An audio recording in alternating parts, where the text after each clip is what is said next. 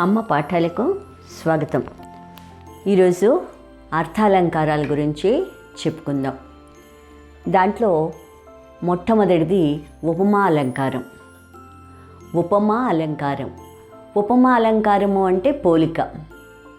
ఉపమేయమును ఉపమానంతో పోల్చి చెప్పడమే ఉపమా అలంకారం. ఉపమేయము అంటే మనం ఏ విషయం అయితే వర్ణించదలుచుకున్నామో దాన్ని, దేంతో చెప్తున్నాము, ఉపమానం అంటే దేంతో పోల్చి చెప్తున్నామో అది, ఆ రెండు ఉంటుంది ఉపమా అలంకారం. అంటే ఉపమేయాన్ని ఉపమానంతో పోల్చి చెప్పడమే ఉపమా అలంకారం.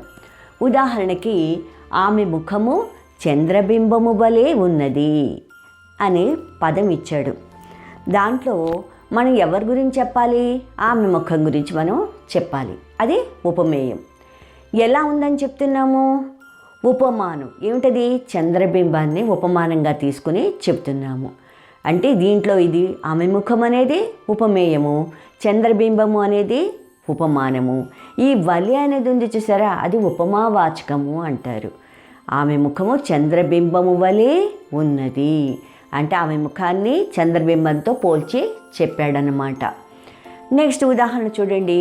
ఏకలవ్యుడు అర్జునుడి వలె గురి తప్పని విలుకాడు.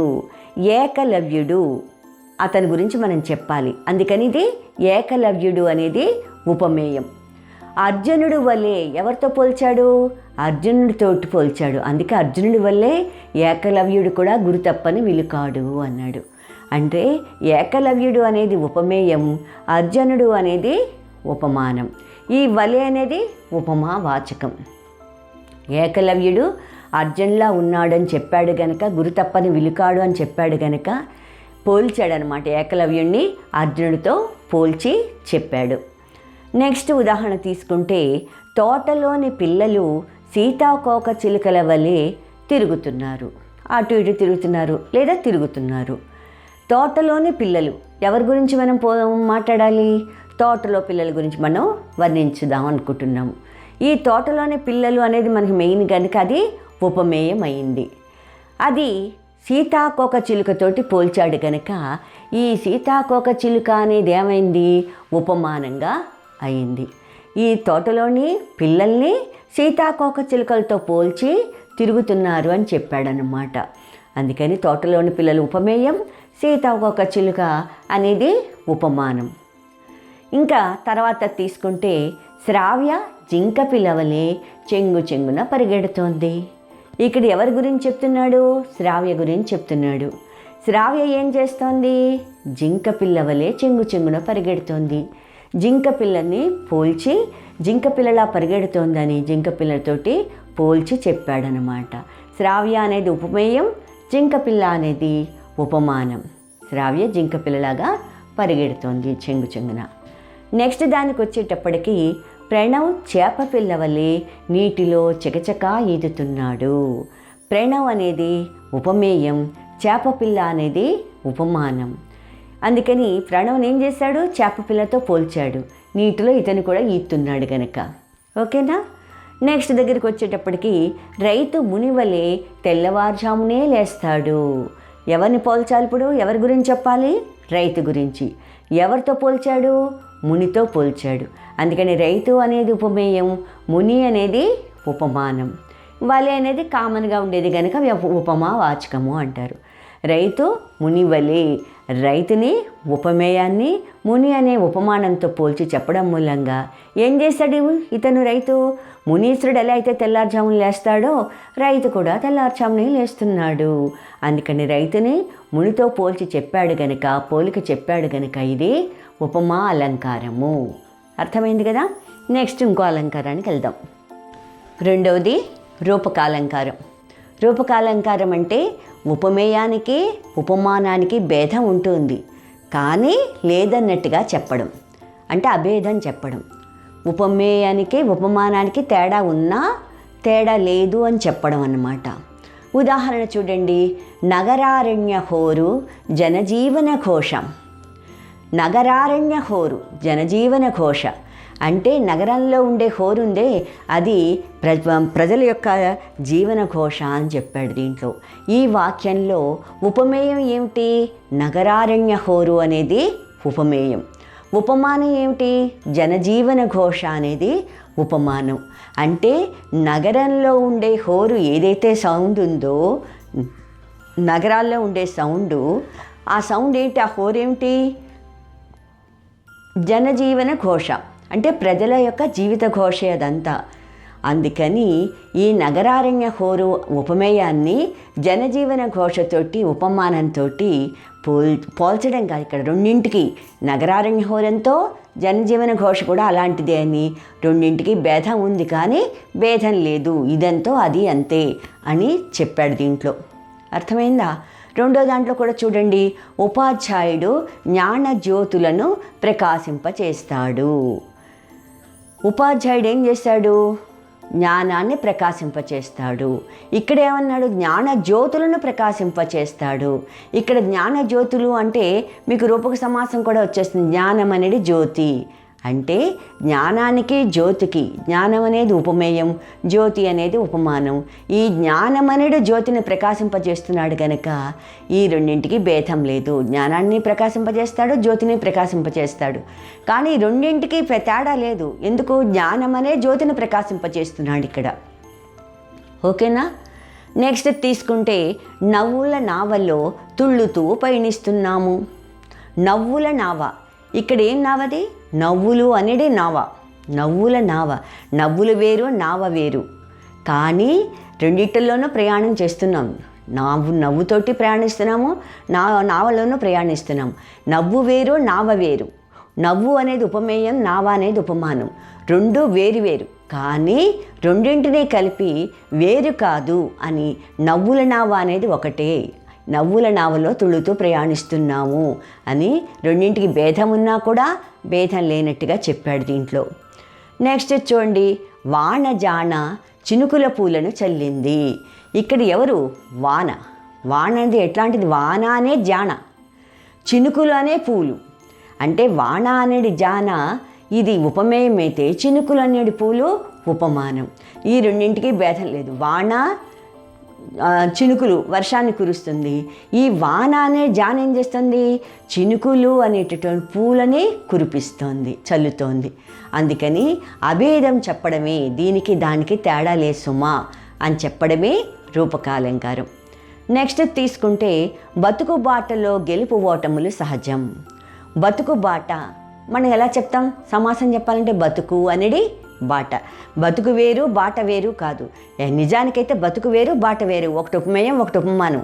కానీ ఇక్కడ రెండింటికి తేడా లేదు. అందుకని బతుకు బాట, బతుకు అనే బాటలో గెలుపు ఓటములు సహజము. లాస్ట్ వన్, కనుల కొలనులో దాగిన నీ రూపం. ఈ కనుల కొలను అన్నప్పుడు కనులు వేరు, కొలను వేరు కాదు. కనులు అనేదే కొలను. అందుకే కనులు వేరు, కొలను వేరు కాదు, రెండు ఒకటే. భేదం ఉన్నా కనులు వేరు, కొలను వేరు, రెండింటికి నిజంగా మీనింగ్లో తేడా ఉంది కదా. కానీ రెండు ఒకటే అని చెప్పడమే రూపకాలంకారం. ఇక్కడ కనులు అనేది కొలనులో దాగిన నీ రూపం అన్నాడు. అందుకని కనులు వేరు, కొలను వేరు కాదని చెప్పడమే రూపకాలంకారం. ఉపమేయానికి ఉపమానానికి తేడాలు ఉన్నప్పటికీ తేడా లేదని చెప్పడమే రూపకాలంకారం. తర్వాత ఇంకో అలంకారం చూద్దాం. ఉత్ప్రేక్ష అలంకారము. ఉత్ప్రేక్ష అంటే ఊహ. ఇక్కడ ఏమిటి ఊహ? ఉపమేయాన్ని ఉపమానంగా ఊహించి చెప్పడమే ఉత్ప్రేక్షాలంకారం. పోల్చి చెప్తే ఉపమాలంకారం, భేదం లేదని చెప్తే రూపకాలంకారం, అవునా కదా? ఇప్పుడు ఊహించి చెప్తే ఉత్ప్రేక్షాలంకారం. ఉపమేయాన్ని ఉపమానంగా ఊహిస్తే చాలు ఉత్ప్రేక్షాలంకారం. ఉదాహరణ తీసుకుంటే, ఆ మేఘాలు గున్న ఏనుగులా అన్నట్లున్నాయి. మేఘాలు కనిపిస్తున్నాయి, ఆ మేఘాలు ఎలా కనిపించే ఇతనికి? గున్న ఏనుగుల్లా అనిపిస్తున్నాయట. అంటే ఊహించాడు కదా గున్న ఏనుగుల్లాగా, అందుకని ఆ మేఘాలని గున్న ఏనుగుల్లా ఊహించాడు కనుక ఇది ఉత్ప్రేక్షాలంకారం. ఓకే. రెండోది, మండే ఎండ నిప్పుల కొలిమ అన్నట్లుంది. మండే ఎండని ఏం చేశాడు? నిప్పుల కొలిమేమో అని ఊహించాడు. ఎండ ఎలా ఉందన్నాడు? నిప్పుల కొలిమి ఎంత వేడిగా ఉంటుందో అలా ఉందిట మండే ఎండ. అంటే మండే ఎండని నిప్పుల కొలిమిలా ఊహించడం జరిగింది దీంట్లో. ఇంకో దాంట్లో ఇంకో ఉదాహరణ తీసుకుంటే, ఆకాశంలోని నక్షత్రాలను తీసుకున్నాడు. ఆకాశంలో నక్షత్రాలు ఏమిటి?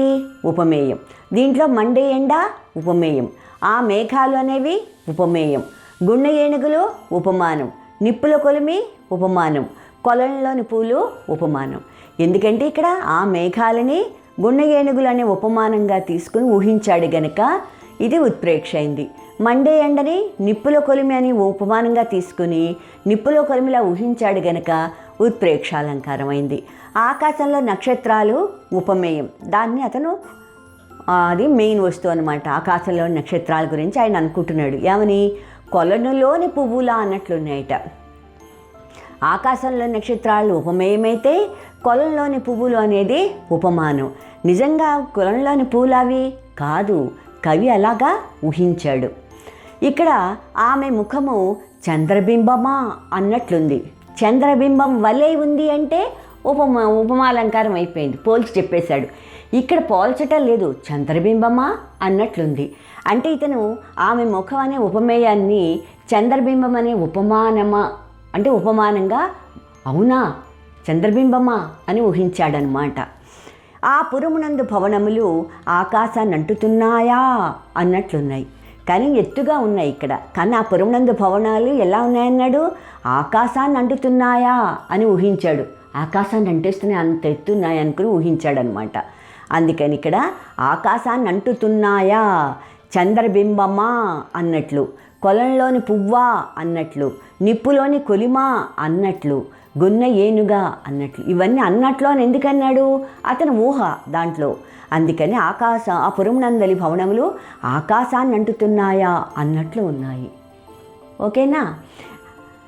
అలాగే వంగిన చెట్టు కొమ్మ గొడుగు పట్టినట్లుందా అన్నట్టుంది టైంకి. ఎలా ఉంది? వంగిన చెట్టు కొమ్మని చూస్తే గొడుగు పట్టినట్టుగా ఈయన ఊహించేశాడనమాట. అందుకని ఏమన్నాడు? వంగిన చెట్టు కొమ్మ గొడుగు పట్టినట్లుందా అన్నట్టుగా ఉంది అని చెప్పి ఊహించి చెప్పడం జరిగింది. ఇప్పుడు ఉత్ప్రేక్ష అంటే ఊహ. ఏమిటి ఊహ? ఉపమేయాన్ని ఉపమానంగా ఊహించి చెప్పడమే ఉత్ప్రేక్ష అలంకారము.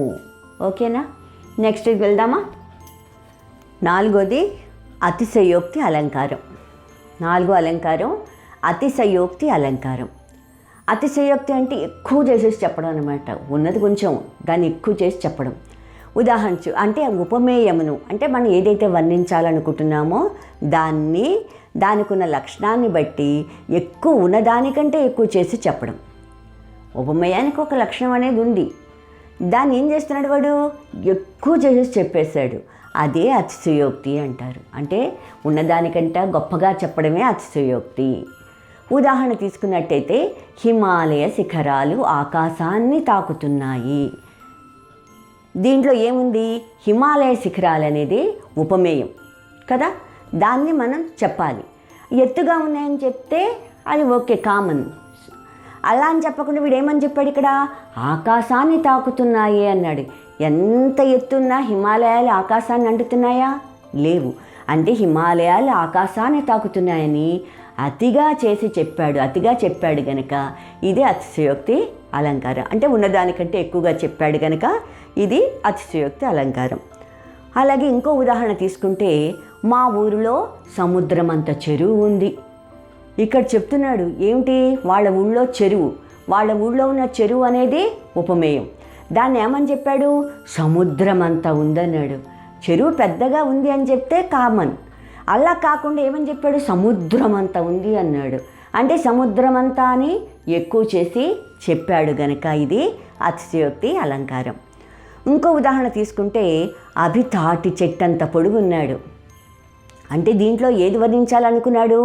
అభి పొడుగున్నాడు అని చెప్పాలి. అది మామూలు. అభి పొడుగున్నాడు అంటే నార్మలే అవుతుంది.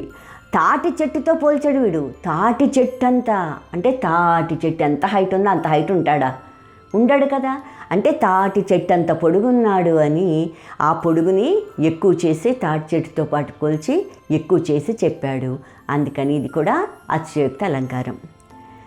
ఇక్కడ ఇంకొక ఉదాహరణ చూడండి. రాజా నీ కీర్తి ఆకాశాన్నంటింది. ఇక్కడ ఏమన్నాడు? రాజు యొక్క కీర్తిని చెప్పాలి. చాలా వ్యాపించింది, నీ కీర్తి చాలా ఎక్కువగా వ్యాపించింది అని చెప్తే నార్మల్. అలా చెప్పకుండా ఏమన్నాడు? రాజా నీ కీర్తి ఆకాశాన్నంటింది. ఆకాశాన్నంటింది అని ఆకాశాన్ని అంటేదంటూ ఉండదు కదా, కానీ ఆకాశాన్నంటింది అని చాలా ఎక్కువ చేసి చెప్పాడు గనక ఇది కూడా అతిశయోక్త అలంకారం. ఇంకా లాస్ట్ ఇచ్చోండి ఇక్కడ ఉదాహరణ. కూరగాయల ధరలు చుక్కలను దాటుతున్నాయి. చుక్కల్ని కూడా దాటేస్తున్నాయట కూరగాయల ధరలు. కూరగాయల ధరలు అనేది ఉపమేయం, దాని గురించి చెప్పాలి. చాలా ఎక్కువైపోయి బాబోయ్ కూరగాయల ధరలు అనుకోవడం కామన్. అలా అనకుండా ఏమంటున్నాడు, కూరగాయల ధరలు చుక్కలను దాటుతున్నాయి అంటే అంత ఎక్కువగా ఉన్నాయి. చుక్కలు దాటడం అంటే చుక్కలు ఎక్కడో ఉన్నాయి, ఆ చుక్కలను కూడా దాటిపోయింటే చాలా ఎక్కువగా ఉన్నాయి కూరగాయల ధరలు అని చెప్పడమే అతిశయోక్తి అలంకారం. అంటే ఉన్నదానికంటే చాలా ఎక్కువ చేసి చెప్పడమే అతిశయోక్తి అలంకారం. ఊహిస్తే ఉత్ప్రేక్ష, పోలిస్తే ఉపమాలంకారం. ఓకేనా? భేదం లేదని చెప్తే రూపకాలంకారం. మళ్ళా ఇంకొక అలంకారం చూద్దాం. 5వది అర్థాంతర న్యాసాలంకారం. అర్థాంతర న్యాసాలంకారం. అర్థాంతర న్యాసాలంకారము అంటే విశేష విషయాన్ని సామాన్య విషయంతో, సామాన్య విషయాన్ని విశేష విషయంతో సమర్థించి చెప్పడం. గొప్ప విషయాన్ని తక్కువ విషయంతో సమర్థించడం, చిన్న విషయాన్ని పెద్ద విషయంతో సమర్థించడం. అలా చేస్తే అది అర్థాంతర న్యాసాలంకారం. అంటే విశేష విషయాన్ని సామాన్య విషయంతో, సామాన్య విషయాన్ని విశేష విషయంతో సమర్థించి చెప్పడమే అర్థాంతర న్యాసాలంకారం. ఉదాహరణ తీసుకుంటే శివాజీ కళ్యాణి దుర్గాన్ని జయించాడు. శివాజీ ఏం చేశాడు? కళ్యాణ దుర్గాన్ని జయించాడు. అది చిన్న విషయమా గొప్ప విషయమా? గొప్ప విషయమే, అంటే విశేషమైనటువంటి విషయం. అయితే దాన్ని ఏం చేశాడు? వీరులకు సాధ్యం కానిది లేదు కదా, వీరుడు ఆయనే ఉంది గెలవచ్చు అన్నట్టుగా సామాన్య విషయంగా తీసేశాడు. అంటే శివాజీ కళ్యాణ దుర్గాన్ని జయించడాన్ని వీరులకు సాధ్యం కానిది లేదు కదా అనే సామాన్య విషయంతో సమర్థించేశాడు. అవునా కదా? గొప్ప విషయాన్ని ఈ నార్మల్ విషయంతో సమర్థించి చెప్పాడు. అందుకే అర్థాంతర్న్యాసాలంకారం అయింది. ఇంకా రెండో ఉదాహరణ తీసుకున్నట్టయితే గొప్పవారితో ఉన్న సామాన్యులను గౌరవిస్తారు. పెద్ద పెద్ద వాళ్ళతో మనం కూడా తిరిగామనుకోండి, తిరుగుతూ ఉంటే అయ్యి బాబాయ్ వీడికి కూడా ఏదో కాస్త ఇది ఉందన్నమాట అనేసి మామూలు వాళ్ళని కూడా గౌరవిస్తూ ఉంటారు. అలాగే ఎలాగా? పూలతో పాటు దారాన్ని సిగనెక్కిస్తారు. ఇది గొప్పవాళ్ళతో ఉన్న సామాన్యులను ఏం చేస్తారు? గౌరవించడం అనేది సహజం. ఎందుకు? ఆ ఎమ్మెల్యేతో పాటు ఉన్న పిఏకి కూడా గౌరవంగానే ఉంటుంది, అది సామాన్యమే. పూలతో పాటు దారాన్ని సిగనెక్కిస్తారు అంటే ఇప్పుడు పూలు ఉన్నాయి, పూలు దేంతో కడతారు? దారంతో పూలు మాల కడతారు కదా. పూలమాలతో పాటు ఏం చేశారు? దారాన్ని కూడా తలలో పెట్టుకున్నారు. పూలతో పాటు దారాన్ని సిగనెక్కించడం అనేది విశేష విషయము. గొప్పవారితో ఉన్న సామాన్యులను గౌరవిస్తారనేది సామాన్య విషయం. అర్థమైందా? పూలకు విలువ ఉంది, దారానికి విలువ లేదు. కానీ పూలతో పాటు ఉంటే దారానికి కూడా విలువ వచ్చింది, గౌరవం వచ్చింది.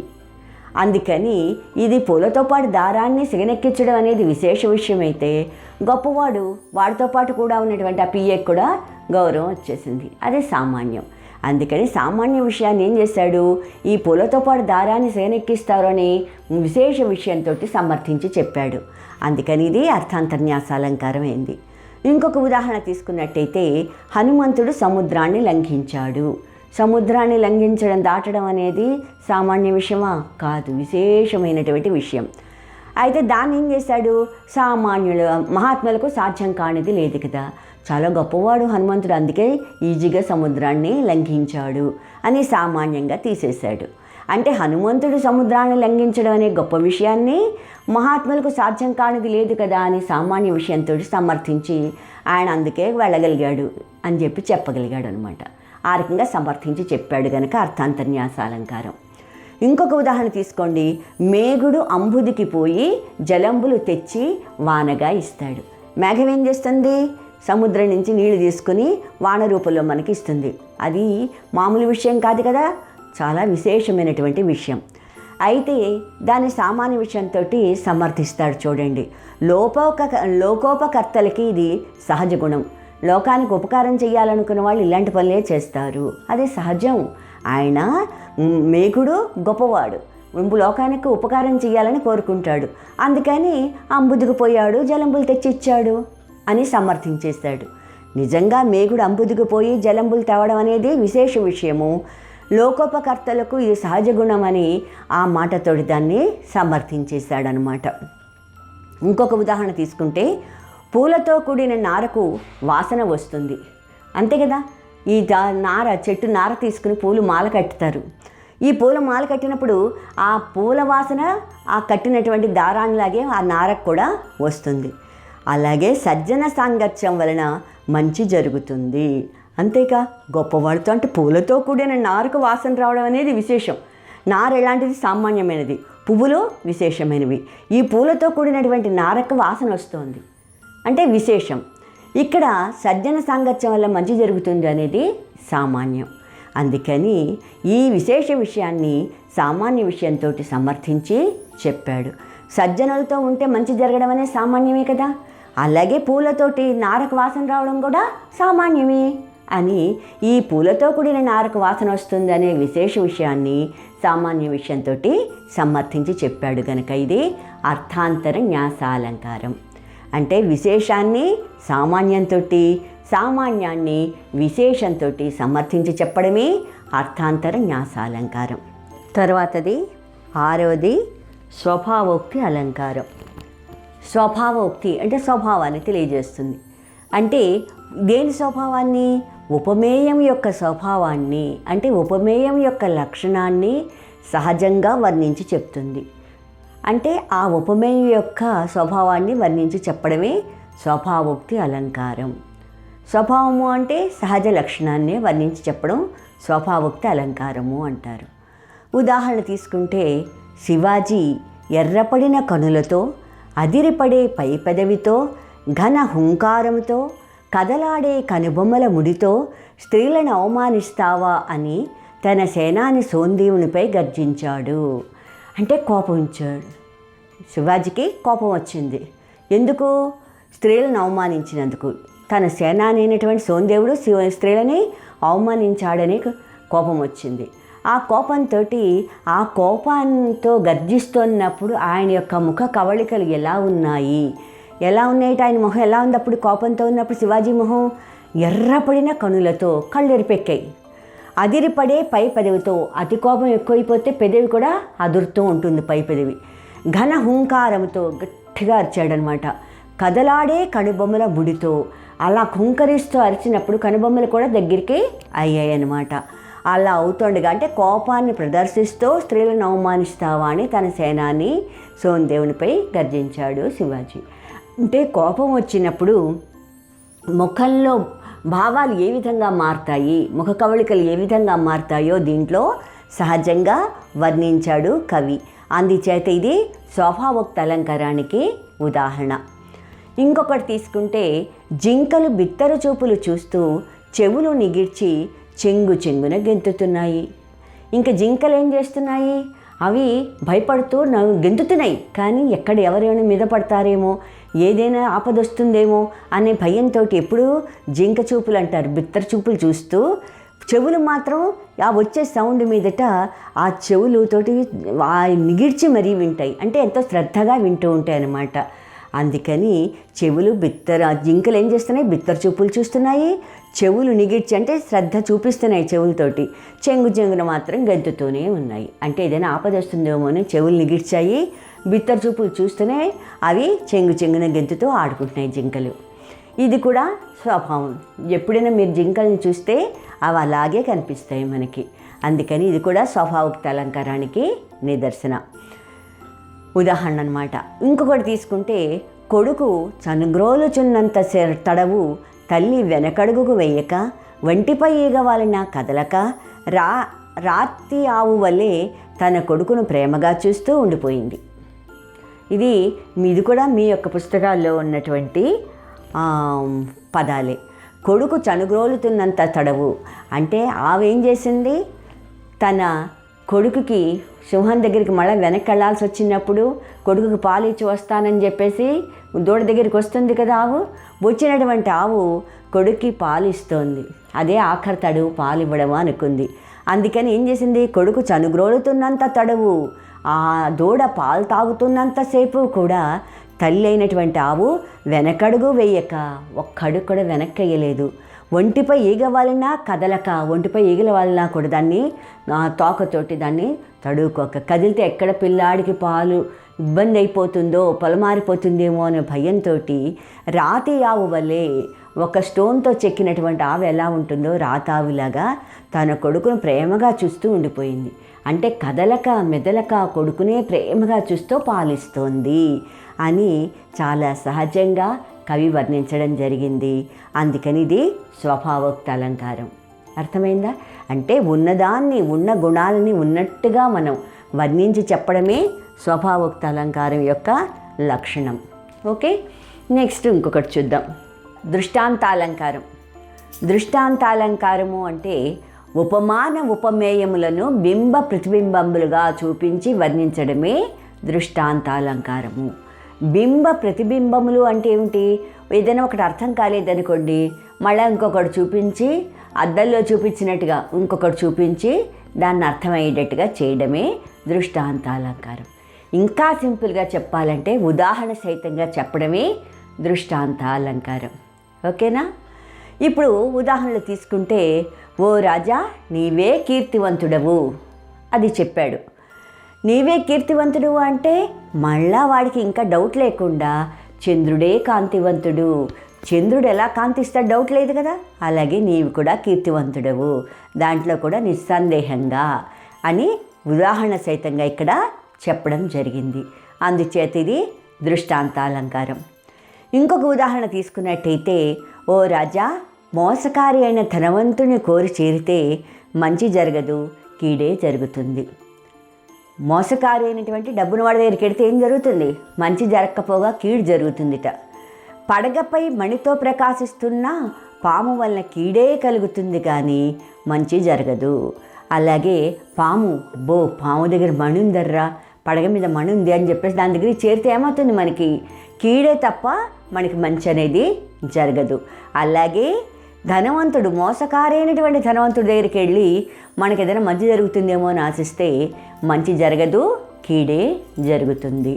బింబం ప్రతిబింబ భావాలతో అంటే ఉదాహరణ సహితంగా చెప్పడం జరిగింది. అందుకే ఇది దృష్టాంతాలంకారం అయింది. మరొక ఉదాహరణ తీసుకుంటే, గాజుపూస విలువైన రత్నం కాదు కదా, గాజుపూస విలువైన రత్నం కాదు. గాజుపూసే విలువైన, అది రత్నం మాత్రం అవ్వదు. ఎలా అంటే దానికి మళ్ళీ ఇంకొకటి చెప్తాడు. కాకి రాజహంస కాదు, కాకి ఎప్పుడు కాకిలాగే ఉంటుంది కానీ అది రాజహంస అవుతుందా? అవ్వదు. అలాగే గాజుపూస విలువైన రత్నం కాదు.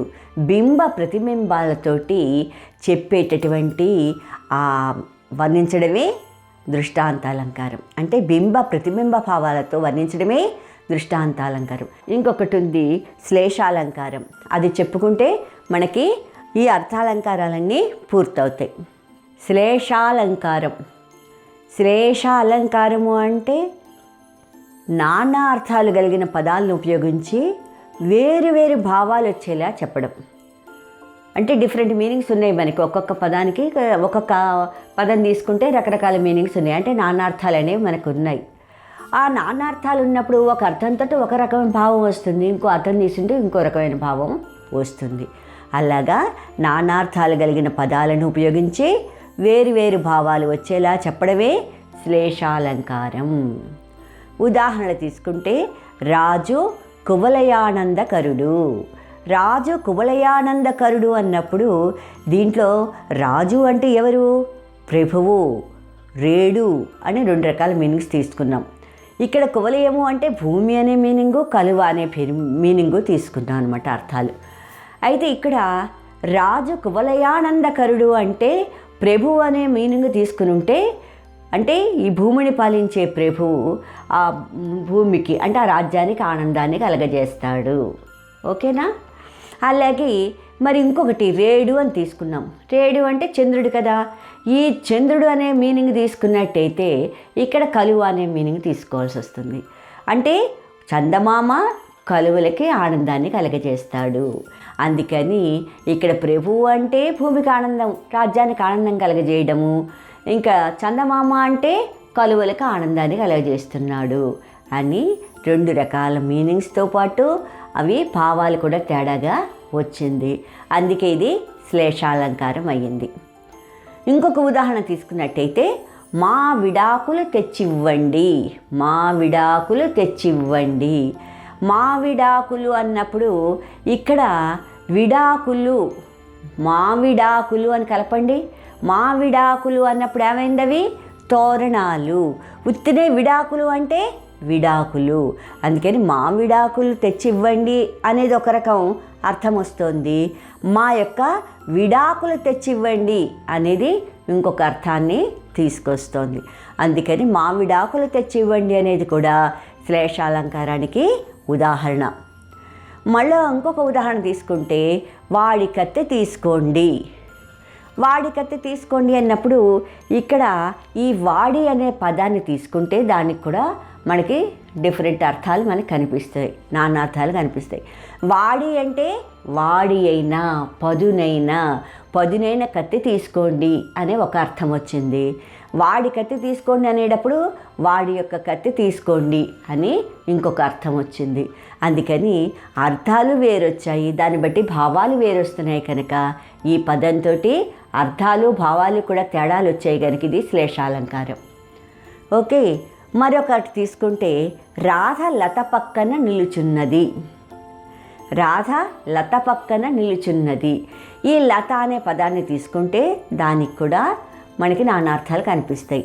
లత అంటే తీగ అనేది ఒక అర్థం, లత అనేది ఆమె ఒక వ్యక్తి అనమాట, ఒక అమ్మాయి.